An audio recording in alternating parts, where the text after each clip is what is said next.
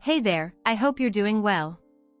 My name is Arya and today we're going to look at some more Reddit stories. If you enjoy Reddit stories, consider liking, subscribing, and maybe hitting that notification bell too. Let's get started with today's first story. Much love, everyone. Today's first story comes from husband catches wife cheating, plans epic revenge on cheating wife. Brian, newly promoted to shift foreman, was thrilled about his night shift schedule, which let him attend his son's school events without compromising work. He took advantage of a few days off to work on a small apartment above his garage, creating a peaceful daytime retreat. He was also setting up internet access for the apartment by running a cable and installing an extender in the attic to strengthen the Wi-Fi signal from the house. While working, Brian heard unexpected noises from inside the house. Brenda was supposed to be at work and their son Tim was visiting her parents. So no one should have been home. Curious, Brian moved toward the noise which came from their bedroom. He settled above an old air conditioning vent Brenda had complained about before, which he hadn't removed after installing a new one peeking through the vent. After shifting some insulation, Brian's heart sank as he saw Brenda with another man, shocked and hurt. He couldn't look away after a few minutes. He regained his composure, pulled out his phone and discreetly recorded the scene through the vent. Does your husband ever satisfy you, or is he lacking? I've asked you not to bring up Brian, Brenda objected, but Brian thought her protest sounded feeble. This isn't about him. Hyun's a good lover and a great father, I'm sure he is, yet here. I am about to have closeness with you in his bed and you claim to be content with him. Something doesn't add up. I don't know why. I let you convince me to do this here. Right there, we won't get caught at your place. I'm about to climax, moaned Brenda. The guy on top of Brenda suddenly tensed. They stayed still for a moment before Brian saw him roll off his wife. See how thrilling it is when we take risks. Brenda's lover remarked, having closeness in my place is good, but doing it in your marital bed takes it up a notch. Brian recognized Brenda's lover as Bill Grant, a driver at the delivery company where they both worked. He had recently gone through a divorce and had a daughter in Tim's class. That sounds risky. Brenda replied, lacking any real emotion. You wanted to have love in my bed just to outdo Brian. It's not some kind of competition for men. It kind of is. Grant chuckled softly. You're hot, but knowing you're married and I'm with you in your husband's bed makes me feel like I won. It's a thrill. It wouldn't be so thrilling if Brian caught us. I shouldn't have agreed to this and it won't happen again. I'm worried about Brian finding out. It would ruin my marriage. Brenda confessed. Leighton, make a deal, Grant proposed, as long as you keep your husband in the dark. We won't do it in his bed, but once he's back in the game we'll have to return, so I can reclaim my top spot. I can't shut Brian out, he's my husband. I can't just stop having love with him, Brenda reasoned. Heck, a man and wants regular bed life. I'll try to discourage him from wanting closeness and limit our rendezvous in my bedroom. I dread the thought of what would happen if Brian ever caught us. Brian had parked his truck in a separate garage hidden from view. Brenda didn't know he was home, let alone that he was listening to her conversation coming down from the attic. Brian was reeling from discovering his wife's affair. He decided not to confront Brenda, choosing instead to focus on their son Tim, who was still in high school. Brenda's feelings no longer mattered to him, determined not to let a cheater enjoy the house he had renovated for 15 years. Brian planned to stay until Tim graduated. He accelerated the renovation of his apartment over the garage, planning to turn it into a comfortable living space with a kitchen and bathroom where he could stay until Tim went to college. Brian decided to prioritize Tim's college fund, and once secure he would start rebuilding his own life, no longer tied by loyalty to Brenda. By the time Brenda got home and saw him in the kitchen, Brian was composed. You're home early, did something happen? She asked, observing her now. He noticed her aging and wondered why he hadn't seen these changes before, realizing it was likely his love that had blinded him. He felt sad but knew it was her actions that had changed their relationship. Yeah, things are a bit icy at work. They've asked me to do some night shifts for a while starting tonight. They let me come home to pack a lunch and rest. I'll head back in later, Brian explained, they shouldn't make you work nights after a day shift, even with some time off during the day, reasoned Brenda. You'll be exhausted, at least lie down and get some sleep for a few hours. Good idea, Brian agreed. I'll just go lie down between the sheets and wait, Brenda interrupted loudly, remembering the condition of the bed. I just realized I need to wash the bed linens. Okay, Brian responded calmly, chuckling to himself at Brenda's discomfort. I'll just use the bed in the guest room, no need to get worked up.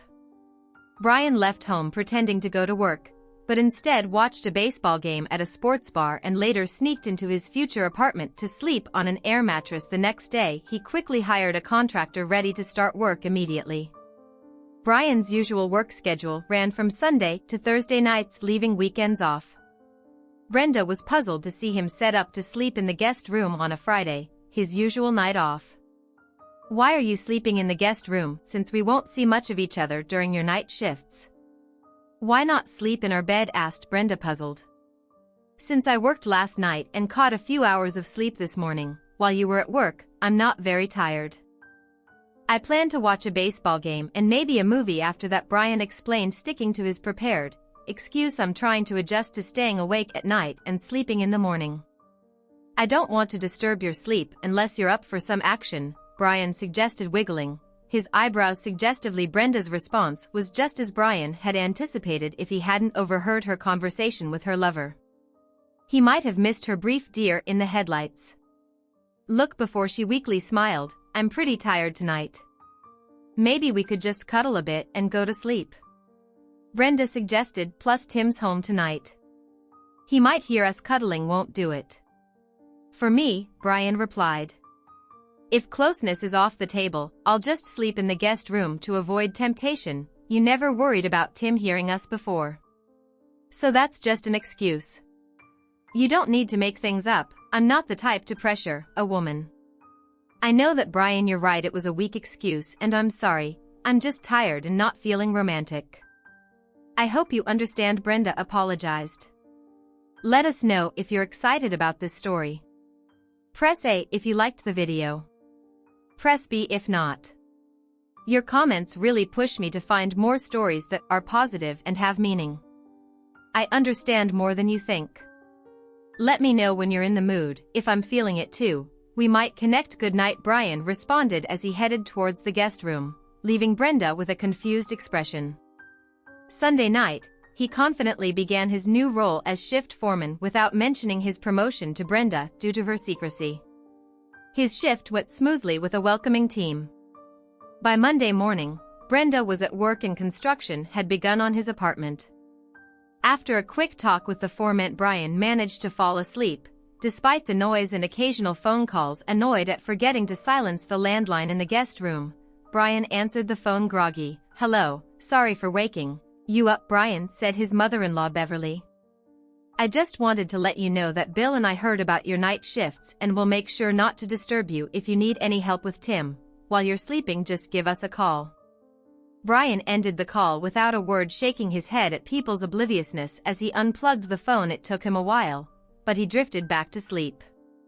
The construction crew wrapped up their work in less than a week, leaving Brian impressed by their efficiency. Reflecting on how long it would have taken him to do the same job, he marveled at their speed. On Friday afternoon, he headed to a furniture store and ordered the essentials for his new space: a king-sized bed, a small kitchen table with 4 chairs and a compact sofa. Then he visited an appliance store to pick out a large flat-screen TV, a fridge, an oven, and a microwave. By Monday afternoon, his bachelor pad, as he called it, would be all set for him to move in full-time. Ryan chuckled at Brenda's puzzled expression when she returned home on Monday to find a crew working around their detached garage. She pulled him aside for an explanation. I'm having them finish an apartment over the garage, Brian revealed. I need a quiet space to sleep during the day. Without interruptions. It's going to be soundproofed and won't even have a landline with me working nights.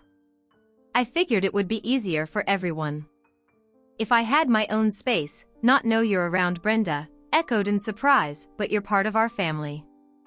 We should know you're here. I'll still be around for Tim's baseball practices and games, and we'll have dinner together, Brian assured her, but I mentioned a few days ago about being available for some special time together. Are you asking me to fulfill that tonight? You're acting like a holy marriage is about more than just closeness. We expect communication, romance, and sharing our thoughts and problems. It's not all about act. You know, don't lecture me on marriage, warned Brian. I put effort into this marriage. Just like you do this arrangement. Will work? Fine, just let me know when you want me in bed. I'm not some object to be serviced, snapped Brenda. You won't be getting anything until you apologize sincerely, and I expect a nice dinner out as part of that apology. You a holy. Brian grinned and walked away, leaving Brenda puzzled while he was making it easy to keep Bill Grant away. Brenda was worried about Brian's behavior. He wasn't his usual self and seemed to be ignoring her, which concerned her. He had always been attentive before deciding to give Brian a memorable night. Once he apologized, Brenda was sure he wouldn't hold out much longer without closeness. She knew he wouldn't lose interest in it. He had always been eager for it since they met by the next Wednesday. Brian had fully settled into his new apartment, with the upcoming Labor Day weekend. He had 3 nights off. Tim's junior year would begin the following Tuesday. How would you both like to go to a Diamondbacks game? This weekend, Brian asked at dinner on Thursday. They're playing the Dodgers and it's a big series for them. Seriously. That sounds awesome. Thanks, Dad, Tim exclaimed. I'm not a big fan of baseball, complained Brenda. I'll pass on the game and find something to do at home. I bet you will, muttered Brian, just loud enough for Brenda to hear. It's settled. Then Tim and I will go to the Saturday night game. Wow. I got to tell Scooter about this, exclaimed Tim. He'll be so jealous. Hunes, a huge Dodger fan and used to live in Law. Why not invite him to come along, suggested Brian. Watching baseball with friends, especially fellow fans, makes it more fun. I'll call him right now. Thanks, Dad, said Tim eagerly, as he dashed off to grab his phone. You really made Tim's day, observed Brenda. Baseball's a great way for you to bond with the boys. Horace seems like a nice kid. Wait. His real name's Horace? Brian asked incredulously. No wonder he goes by Scooter. Who names their kid Horace unless they're trying to torture him? Tim mentioned that Horace's dad passed away from a brain aneurysm 2 years ago, Brenda explained, brushing off Brian's comment about the name. They moved here this summer to be closer to his grandparents, who aren't doing well. I'll stick with calling him Scooter and forget I ever heard Horace, Brian declared, just as Tim rushed back into the room. Scooter's mom said he can come, Tim announced excitedly. This is going to be awesome. On Saturday afternoon, Tim parked his truck outside a nice ranch house in a good neighborhood. Before he could even come to a stop, Scooter bolted out the door and hopped into the truck. Next, to Tim, hey Mr. Welker, my mom wants to meet you before we go, Scooter explained. I guess she wants to make sure you're not an offensive person or something. Sorry about that. No worries, Brian said, as he got out of the truck and walked up to the door. Then rang the bell. A slender woman, around Brian's age, opened the door. Brian noticed her legs, which he thought were her best feature. They looked strong and well-shaped. Running shorts. He couldn't help but admire them. Her stomach was flat and her top barely separated from her torso. Do you think my legs look good compared to everything else? Scooter's mom asked, teasing Brian. Yeah, they look great, Brian agreed, catching her playful grin. You've got some nice legs. Do you think I should let my son go to a ball game with a guy who checks out every woman he sees? Scooter's mom challenged, trying to teach her son manners. Seeing the humor in her eyes, Brian knew she was teasing him. He decided to go along with it. What you're really asking is, if you should let your son go anywhere with a guy, since checking out women is part of being a guy, Brian joked with a grin.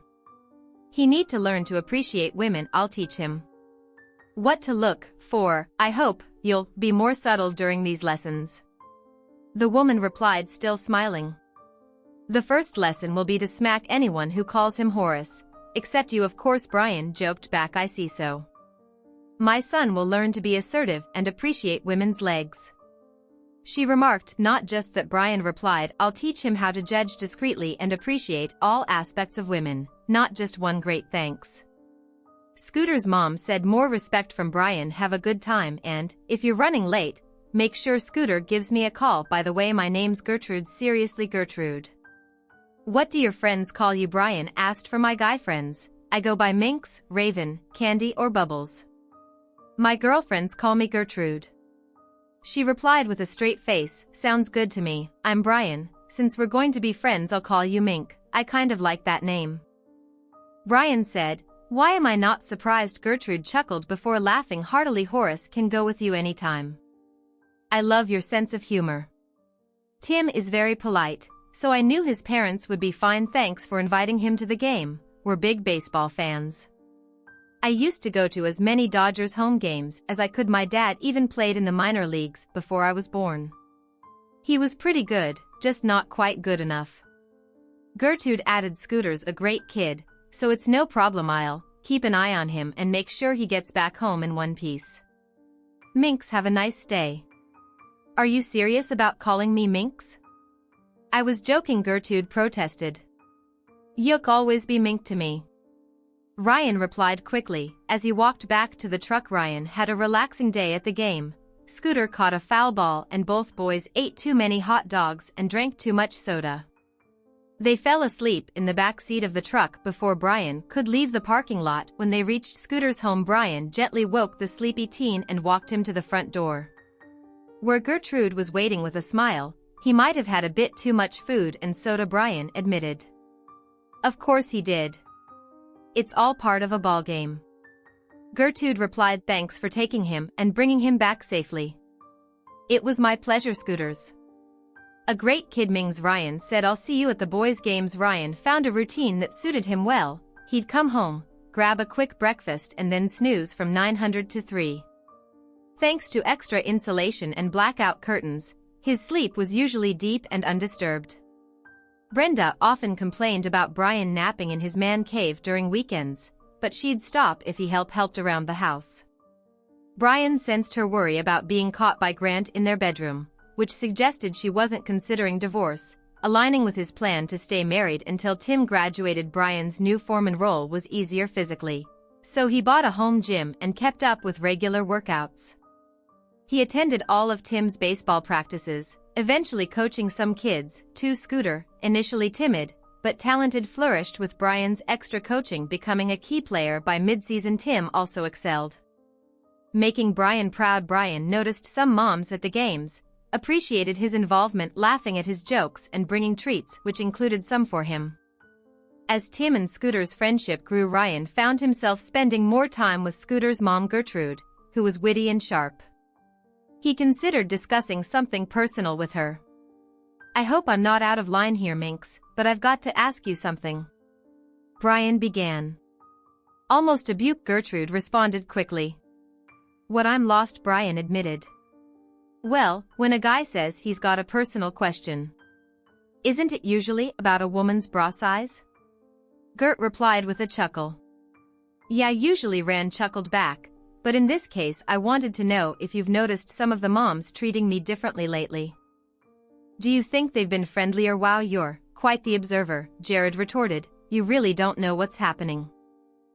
I'd need more details on the what before I could answer that. Brian pondered. I get baseball rules like the infield fly rule, but I don't think you're talking about that. Are you? Nope.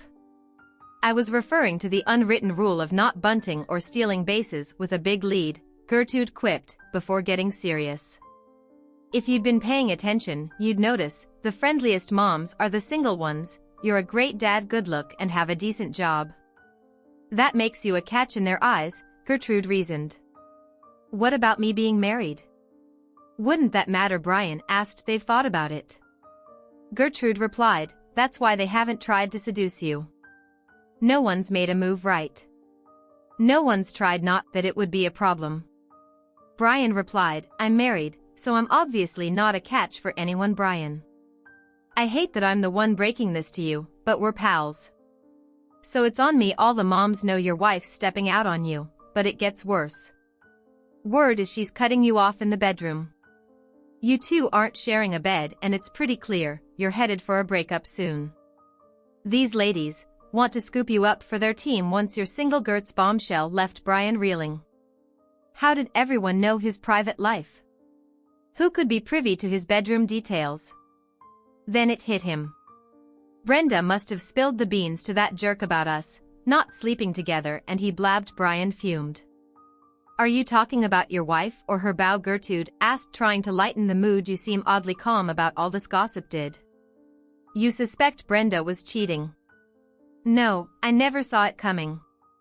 Brian replied. You had no inkling at all? Gertrude asked incredulously. I knew she was cheating, but I never suspected it, Brian clarified. I'm lost. How can you know without suspecting? Gertrude puzzled. It's simple. I went from clueless to certain when I caught Grant in bed with Brenda. I skipped suspicion altogether. Brian explained. Well, that's a twist.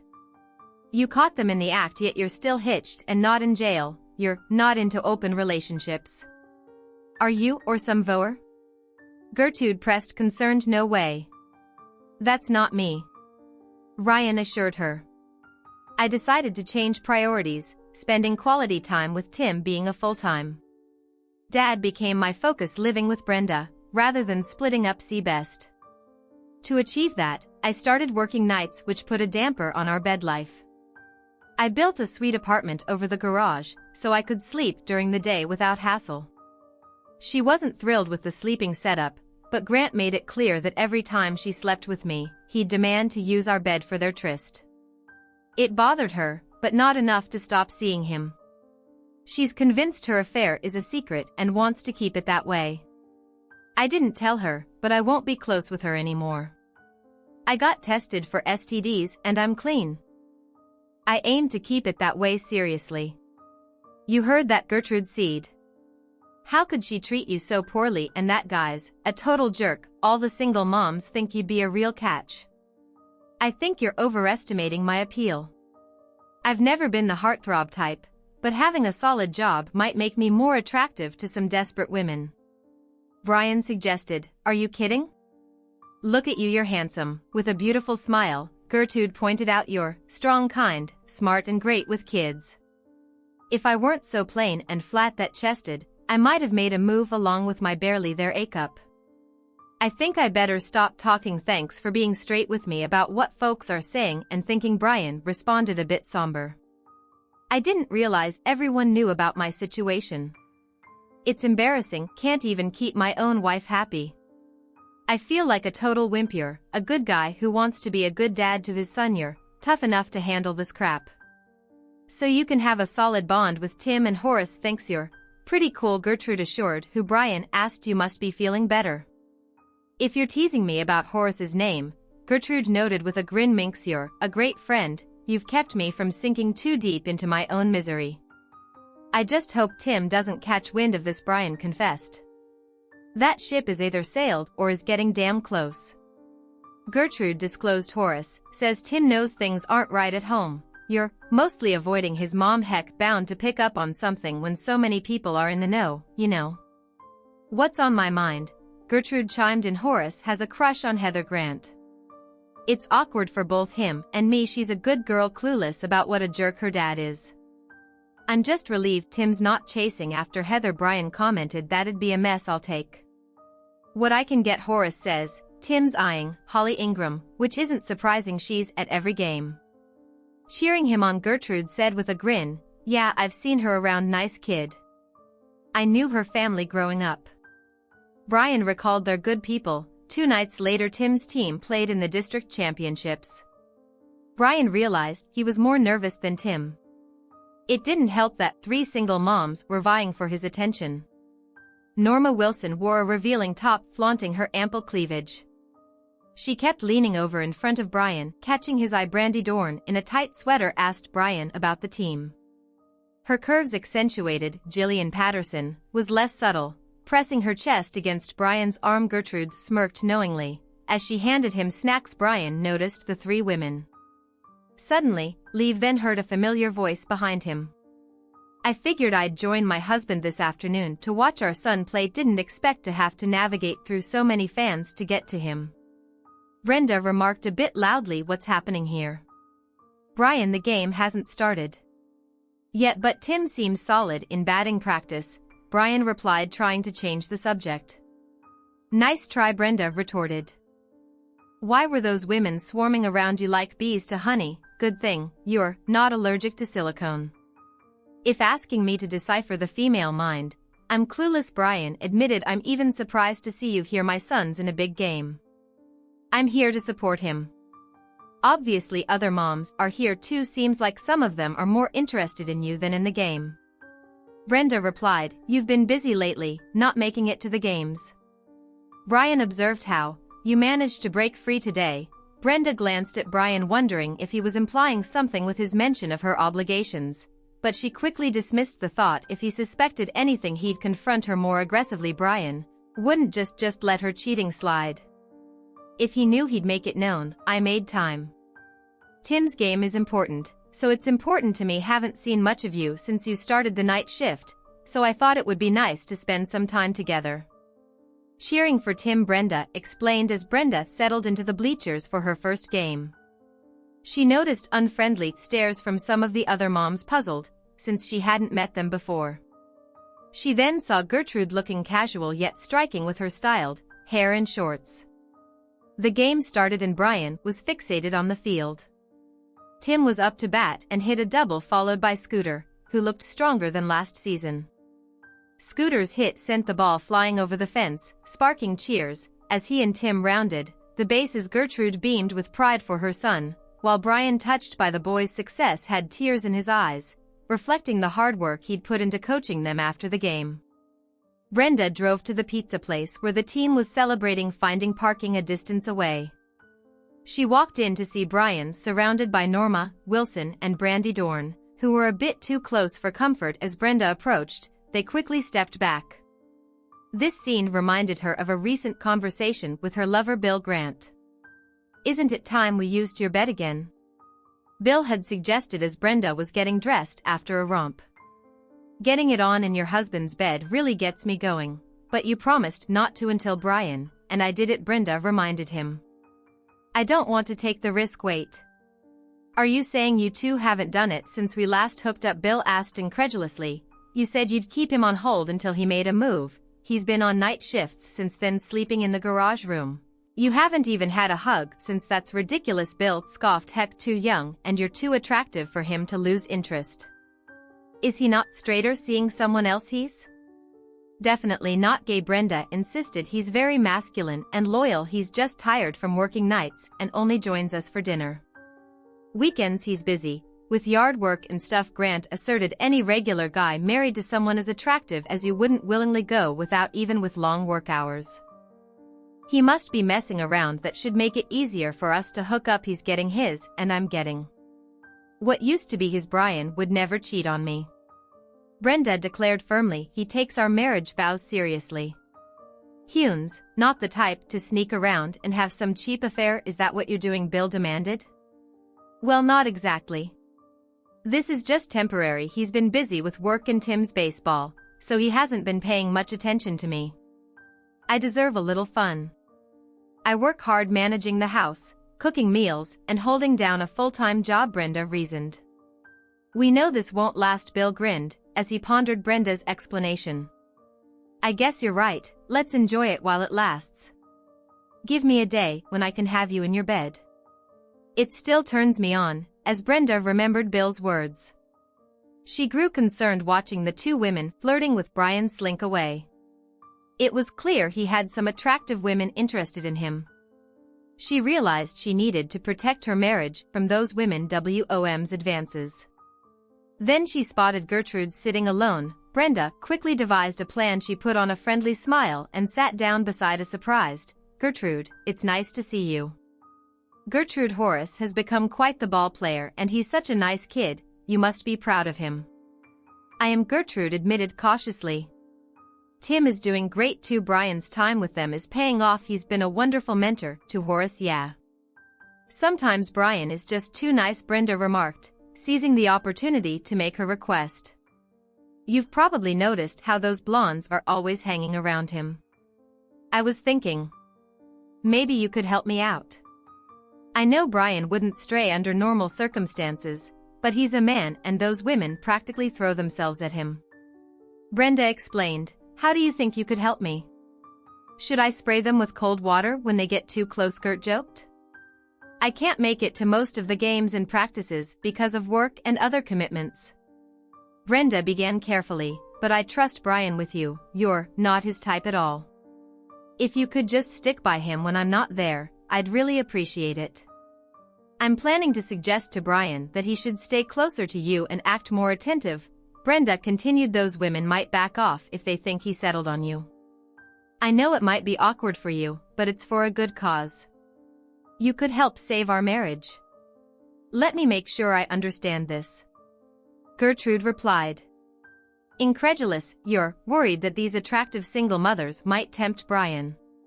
So you want me to fill in for you at ball, games, and practices. You think I'm a safe choice because I'm not as flashy. I didn't mean to imply you're dull. I just know Brian. He's less likely to be swayed by you than by some busty ex-cheerleader type, Brenda clarified. You'd be helping him stay faithful. Do you think cheating is unforgivable? Gertrude pondered. Would it be so bad if he fooled around a bit as long as you were still his priority? I hope you're kidding, Brenda replied.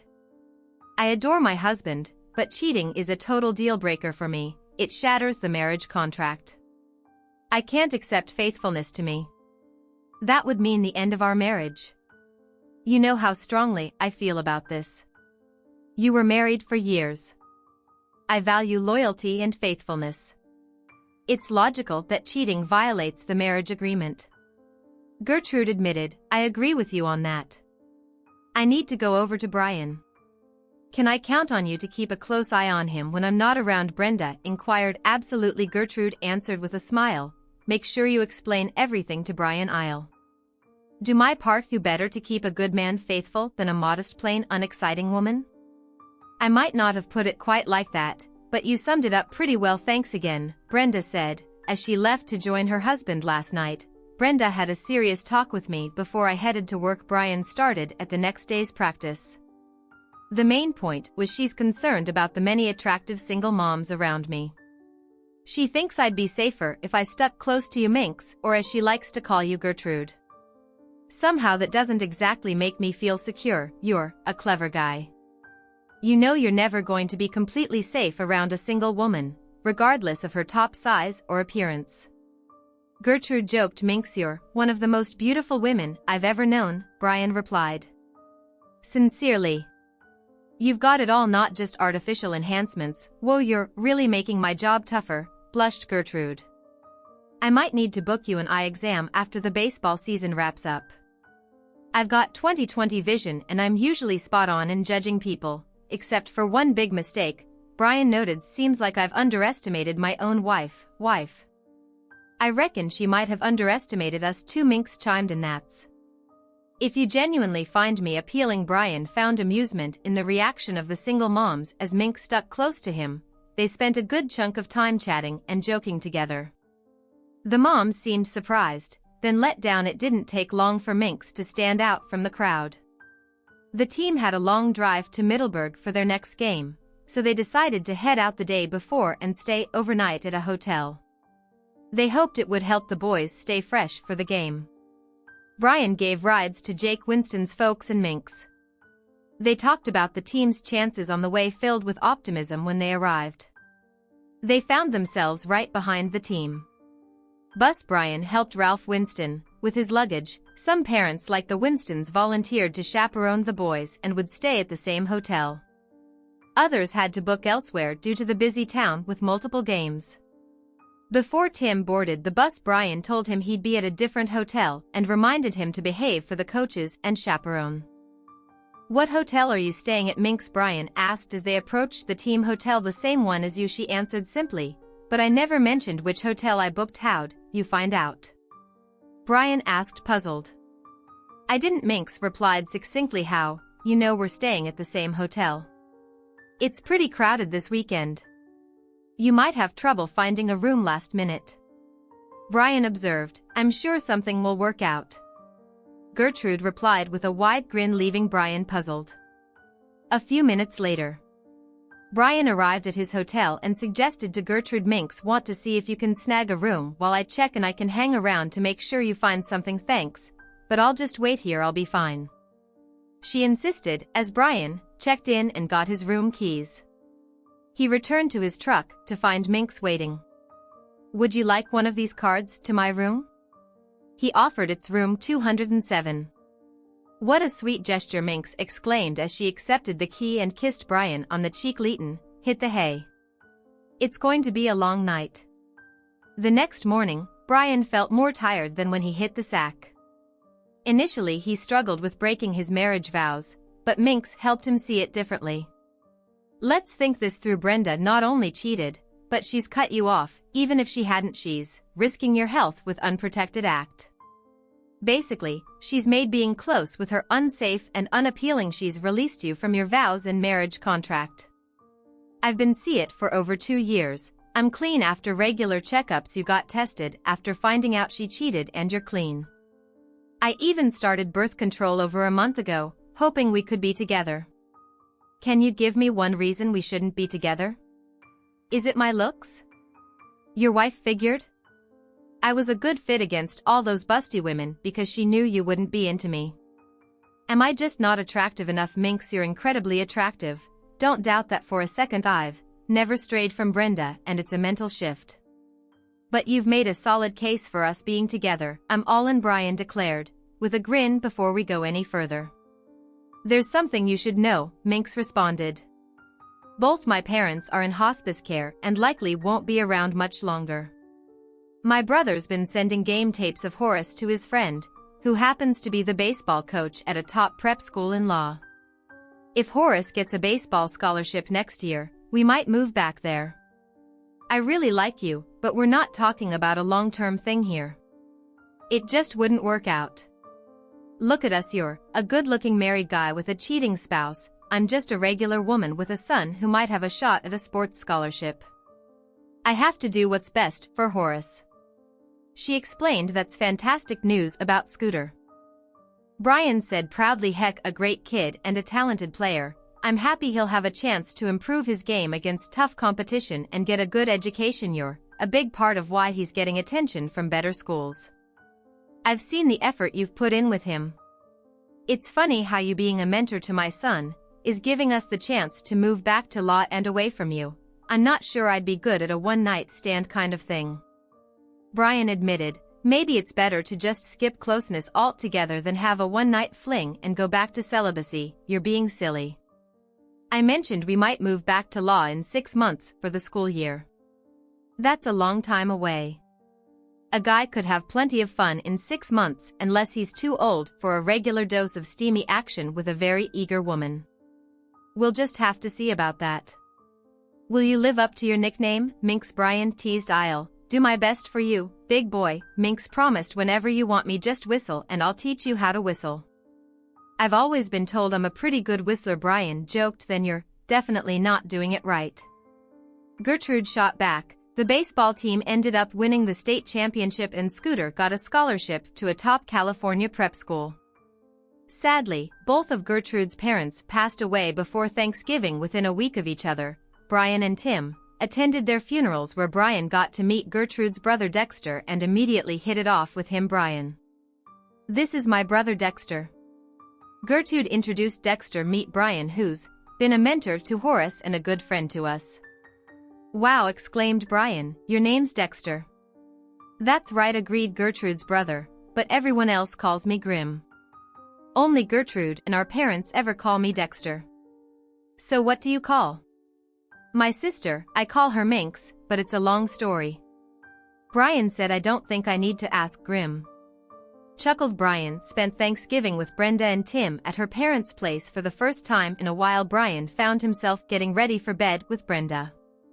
They always stayed over on Thanksgiving night, and Brian couldn't come up with a good reason to break that tradition. It's been ages since we've been together, Brenda murmured. You must be in need of some affection. By now, make love to me. Brian felt a pang of guilt at his next words. So you're finally admitting you need some attention. I knew you'd come around. I'll be happy to take care of you and put a smile on your face for the holiday, you heartless jerk with that attitude. You won't be getting any action for a long time. Brenda snapped. What's gotten into you? Just forget about touching me. Fine, Brian replied simply as he turned away from Brenda. It wasn't like him to say something so harsh, but it did the job of avoiding closeness with Brenda. Still, Brian couldn't shake the regret over how far his marriage had fallen. Brenda felt uneasy after Brian's sharp remark, which made it hard for her to fall asleep as she lay beside him. She pondered whether he was upset because they hadn't been intimate lately or if he somehow knew about her affair. She realized she needed to have a serious conversation with Bill. She couldn't keep denying Brian closeness, especially after her slip-up about having acted with him in their marital bed, which could raise suspicions and harm their marriage. Brian had a set routine for his night shift. He'd come home, grab a light breakfast, and hit the bed by 9 o'clock a.m. Often he'd wake up around 2 o'clock p.m. to find Minx joining him in bed. They'd spend an hour together before she'd head home to be there when Scooter got back from school with baseball season over. Brian could focus on being fresh and ready when Tim returned from school, after which he'd usually catch a quick nap before heading to work. Overall, the arrangement worked well for both Brian and Minx. One evening in early December, Tim called his dad. Brian, shortly after starting his shift at work, Dad, Scooter and I are hanging out with Heather and Holly in Heather's car. You said we could stay out until midnight since there's no school tomorrow. We've hit a snag. Heather was driving her mom's car and we've got a flat tire with no spare in the trunk. We're stuck on D Street and I'm getting a bit worried. I see a few guys by the arcade looking over this way. You're stranded on D Street by the arcade. Dang it, cursed Brian. We'll talk about this later. Is Heather driving that Corolla? Yeah. It's a 2017 Corolla, Tim replied quickly. I'll grab a wheel and tire that fits and head over. Keep your doors locked and call the cops. If you run into trouble, take care of those girls. Brian put his phone away and headed to the production floor. He spotted Gus, who drove a Corolla. Gus, you still have that Corolla, right? Brian asked the bearded man operating a forklift. I need a tire that fits your car and I need it now. While talking to Gus, Brian saw Jack Reynolds passing by. Jack was Holly's uncle and his sister was Holly's mother. Jack, my son and some friends are stuck on D Street with a flat tire and no spare. Holly's with them. I'm getting a tire from Gus and heading over. Could you come with us? I've got a proper spare, not one of those flimsy donuts, Gus said firmly. Let's take my car and get there fast. With Jack, Gus and Brian on their way, they were worried about the kids being in that part of town late at night. It wasn't a safe area, especially for teenage girls. Brenda lay in bed feeling the warmth from her time with Bill. His phone rang and he saw it. Was Heather calling? Aw, dang it, it's Heather. I got to pick it up or she'll keep bugging me, Bill said, checking the caller ID. Brenda only caught Bill's side of the conversation, but was curious about what she heard. Why are you all down there? Well, that's unfortunate. Those boys should be able to handle a small problem like that. Call Tria. It's not my fault. Your mom doesn't keep a spare tire. What was that about? Brenda asked once Bill hung up. Nothing to fret over, Bill replied, reaching over to touch Brenda's chest. Heather's got a flat, but she's getting help from Triple as Brian and his pals pulled up behind Heather's car. They spotted some tough-looking guys nearby. Brian got out, grabbed the tools from Gus's trunk, and Gus brought the spare tire. Jack signaled Heather to lower her window. You guys stay put till we fix the tire. If those jerks cause any trouble, we'll handle it. And Holly, you'll need to explain to your mom while you're here on D Street, Jack said. Brian positioned the jack under the flat tire, cranking it tight, then moved to loosen the lug nuts. The leader of the tough guys approached Jack, claiming it was their turf before Jack could respond. Brian swung the tire iron, hitting the gushions.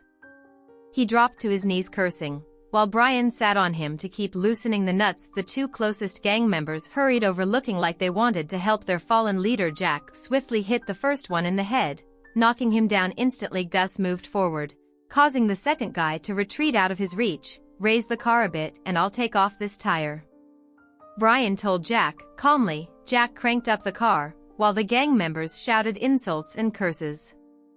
Occasionally, the guy under Brian would try to move, but Brian would grab his hair, lift his head slightly and push it back down onto the ground. After 2 tries the guy decided to stay, but Brian removed the lug nuts and took off the flat tire. Gus handed him the good tire, and he put it on after hand. Tightening all the nuts, Jack lowered the car. They seemed to ignore the taunts from the toughs as they worked. Brian tightened the nuts and stood up, accidentally kicking the leader in the groin as he stepped over him. "You guys got something to say?" Brian asked as he walked toward the gang, twirling the tire iron casually. As he approached, the group scattered. "Get out of here. You kids," Jack shouted, backing the gang away from the car. "Watch out. You don't run over those fools lying in the street, and stay away from this area." The 3 men got back into Gus's car and followed Heather's car as she drove towards the kids' neighborhood. "I can't believe you whacked that fool in the shins," Gus chuckled. "He went down like a ton of bricks." "Thanks for coming along," Jack said. "My hand hurts, but it felt good to knock that punk on the head." "Geez. You really sat on that guy while fixing the tire," laughed Gus.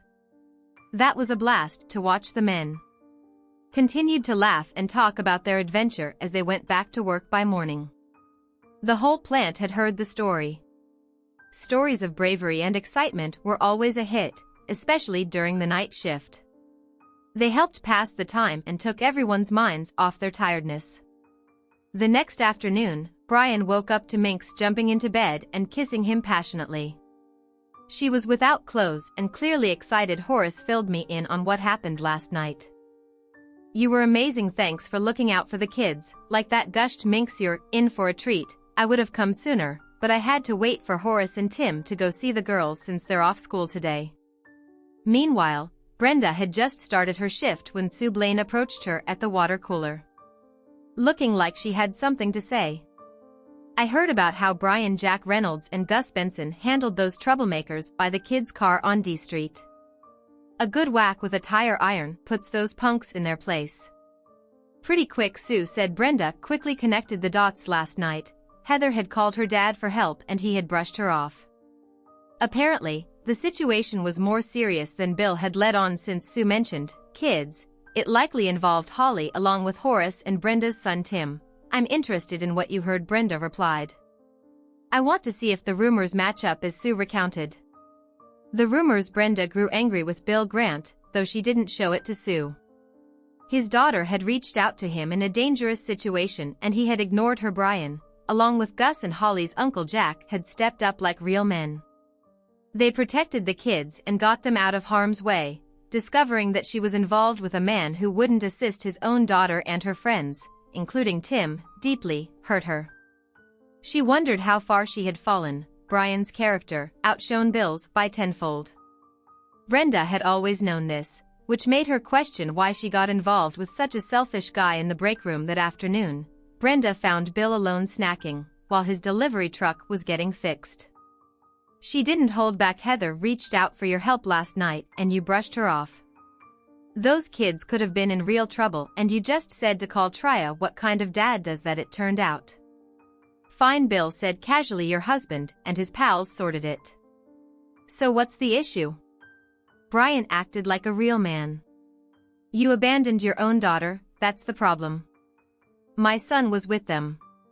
If your lame husband is so great, why am I the one getting close to you while he's been out of luck for months?" Bill chuckled. "But no matter how he tries, he can't measure up to me." "You a whole being a man isn't about size," Brenda retorted. "He's more of a man than you'll ever be." "You say that, but last night you had love with me." "In my view, I've outdone that wimp in every way that counts," responded Bill casually as he took another sip of his soda. "That's it," declared Brenda firmly. "We're done. Don't even try to talk to me again.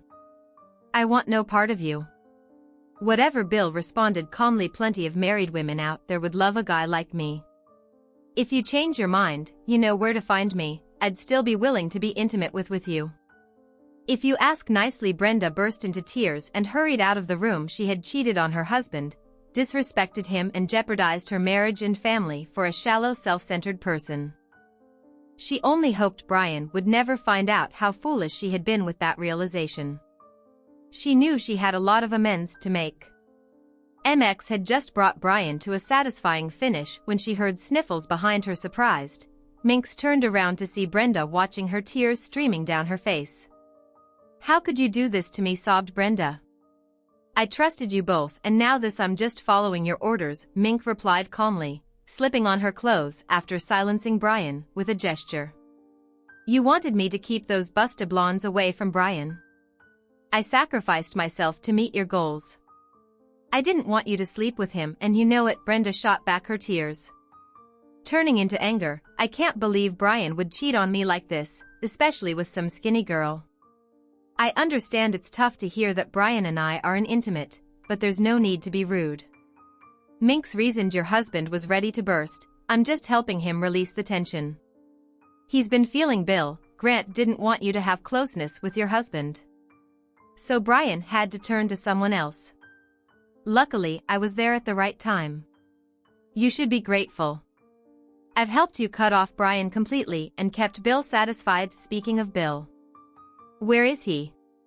Is he with you in bed?" "You know about Bill?" Brenda exclaimed. "Well, yeah," Minx replied. "I think almost everyone knows about Bill. You've been seeing him for months. He promised to do it with you in your own bed every time you slept with Brian, so you stopped being close with your husband. Luckily, Bill filled that gap, pun intended. If Brian knew, why didn't he say anything? Why did he let Bill and me continue for so long?" Brenda asked, tears still flowing down her cheeks. "You're sharp. What do most guys do when they find out their wife's been cheating? He'd probably get real mad and yell at me. Then he'd likely divorce me," Brenda said as she faced the harsh truth. "That sounds about right. So what happens next? Would Brian and Tim stick around while you move in with Bill?" Minx asked calmly. "I'm not leaving my home. Tim stays with me. If Brian wants out, he's the one who has to go. He'd have to pay alimony and child support." Brenda concluded firmly that's pretty much what Brian figured would go down. He wanted to stay close to Tim and be the best daddy. How could he make that happen? Minx probed. "By not splitting up," Brenda murmured. "He stuck around for Tim, not for me. When he found out about Bill and me, he mentally checked out of our marriage. We've been living like we're divorced for ages, haven't we? I was just too blind to see it." In your defense, you had Bill clouding your vision, making it hard to see your husband had already left emotionally. "I'm just the girl who came along after you messed everything up. I helped Brian heal," Minx explained. "I broke it off with Bill. I never want to see him again." Brenda declared that was after he ditched his daughter in a tight spot. "Last night, right? You didn't have much choice," Minx remarked. "Even cheaters have their limits." "Are you and Brian moving in together now?" Brenda asked, wiping away her tears. "We're pretty comfortable with things as they are. Horace and I are heading back to law before school starts. I'd rather he doesn't find out his mom's dating his best friend's dad. If I can help it when it's time for me to leave, I might help Brian find someone new. If he wants," Minx revealed. "You see, I didn't steal your man, like those other moms wanted. We're just spending time together for now, kind of like you and that jerk were. What if I put a stop to this? He's my husband. You can't sleep with him," Brenda protested. "You gave me that right when you got with Bill." Grant Minx retorted. "That pretty much freed Brian from any obligations to you. He and I are committed to each other. We trust each other, believe it or not. Brian's been told he can't be with you or anyone else. If he wants to be with me," Minx added. "Who knows who else Bill Grant's been with or what diseases he might have. You could have all kinds of nasty stuff in there." Brenda cried again, thinking about Minx's words. Could Bill have been cheating with someone else? Brenda knew what kind of man Bill was now. She needed to get tested soon. "So what now?" Brenda asked nervously. "Leighton keep things as they are. I'll keep visiting Brian and you keep avoiding him. It's working." "Fine. If it ain't broke, don't fix it," Minx replied. "I won't do that," Brenda said firmly. "You're leaving soon. I'll stick around and show Brian what a great wife I can be. He won't need you except he knows I'm faithful while you're out there ready for anyone," Minx argued. Basically, I control your bed. Life, at least with Brian, I won't let him near your dirty business while he's with me. I won't risk diseases and he's not into it either. One thing I've learned, albeit too late, is there's more to a relationship than just act. Brenda said, with false confidence act without love or commitment is pretty demeaning. I'll do what a wife should do for her husband. While you just give him closeness. Think about that, all right? Minx responded. Let's do it. You cook for him, clean the house and do his laundry. I'll take care of him in bed. We'll see who's happier. Brian, I'm so sorry for disrespecting you. Can you forgive me? Brenda pleaded. How could he trust you again? Minx interjected. He might forgive you someday, but regaining his trust. That's the real challenge for cheaters. Enjoy the next few months, while you're still his wife in name, realize what you lost for some stranger and learn from it. Mink added Brian doesn't want to break up the family while Tim's in school. You've got about 9 months after I leave to try to win him back once Tim graduates. Brian might kick you to the curb. Why are you speaking for Brian? Brenda demanded. I'm not just his lover, I'm his best friend, Minx explained. While you were with Bill, Brian and I had our own talks. I promised to handle this situation when it came up. He promised to reward me once I did. Can you leave us alone now? I'm going to turn this one over to you.